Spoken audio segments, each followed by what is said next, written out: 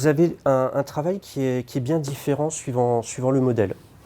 Par exemple, ici, vous avez les oiseaux de Braque, de Georges Braque, qui sont techniquement, ça peut paraître évident, mais assez simple à modéliser en 3D, car les contours sont nets. Le rêve de Picasso, la Joconde ou encore la nuit étoilée, il n'en connaissait pas les traits. Autour de la table, des malvoyants et non-voyants découvrent ces célèbres tableaux du bout des doigts. Devant moi, j'ai un tableau que je connais, puisque j'étais voyant, ça fait un moment. C'est le rêve de Picasso. Et je retrouve tout à fait le tableau, puisque je le connais. J'arrive à déterminer les formes de la femme qui est dans le fauteuil. Moi, j'ai déjà touché des vraies œuvres. Il y a un ressenti mieux que si on avait les yeux, parce qu'avant, je voyais. Et là, en ayant les formes, on peut s'imaginer un peu comment il est le tableau, quoi.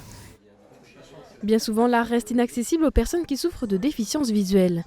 Et c'est pour pallier cette injustice que l'association L'Art au-delà du regard a été créée il y a 24 ans. Elle propose des visites de musées par le toucher, des photocopies en relief, mais avec la 3D, elle va passer à la vitesse supérieure. Son objectif, utiliser l'art pour favoriser l'inclusion des malvoyants dans la société.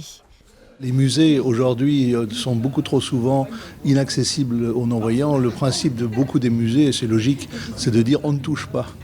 Et précisément, ce travail permet de mettre, si j'ose dire, l'art à la portée des mains des déficients visuels.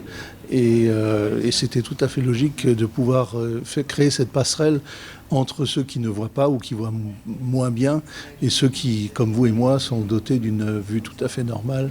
Et à l'origine de ce projet, Régis Kern. Passionné de nouvelles technologies, il adaptait déjà des documents scolaires pour les élèves malvoyants. Cette fois-ci, il est allé plus loin. Il a fait appel à sa créativité pour modéliser des tableaux grâce à une imprimante 3D prêtée par l'association. Du fait de mon métier de transcripteur, adaptateur de documents, j'ai l'habitude de percevoir les éléments essentiels dans un tableau. Et j'essaie de les imaginer en relief. Et au-delà, j'essaie de les imaginer de manière à ce qu'ils puissent être touchés. Le transcripteur utilise les technologies numériques pour redessiner, mettre en relief et sculpter le modèle. Et pour que l'œuvre soit lisible, il faut simplifier les formes et créer des reliefs tout en respectant le sens de l'œuvre. Suivant les niveaux de grille, je vais avoir, grâce à différents logiciels, une première matrice.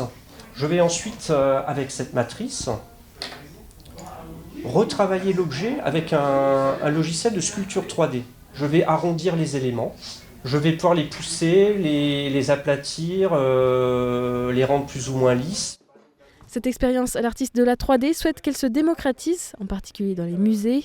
Ainsi, pas besoin d'avoir tous ses sens pour comprendre l'essence d'une œuvre d'art.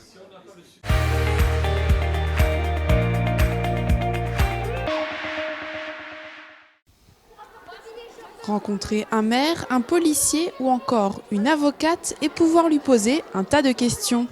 Chaque année, 600 primaires de Mulhouse-Alsace Agglomération participent à l'aventure citoyenne. De septembre à juin, 5 grands rendez-vous sont organisés autour des droits et des devoirs de la vie collective, mais aussi du respect de l'autre. Le dernier, c'était juste avant de partir en vacances, l'occasion de se retrouver pour faire la fête, mais aussi le bilan de cette expérience. J'ai appris comment on faisait au tribunal pour le juge et tout. J'ai appris les présidents. Des métiers de policier et j'ai fait du basket. On a découvert plein de choses sur les gendarmes. Que c'est un métier pas très facile, qu'il faut prendre quelques risques et voilà. Moi, j'ai appris les noms du Premier ministre, du maire de Kingersheim et de Mulhouse. Sinon, c'était... Portée notamment par l'agglomération de Mulhouse et l'association Thémis, cette aventure est un moyen de sensibiliser les habitants dès leur plus jeune âge. Pour l'agglomération, c'est important de promouvoir les valeurs du bien vivre ensemble, de transformer les enfants de demain en citoyens, d'aujourd'hui en citoyens de demain, d'apprendre l'égalité homme-femme et toutes les valeurs républicaines. Pour clore cette année d'apprentissage, plusieurs spectacles ont été proposés aux jeunes, comme ce live painting.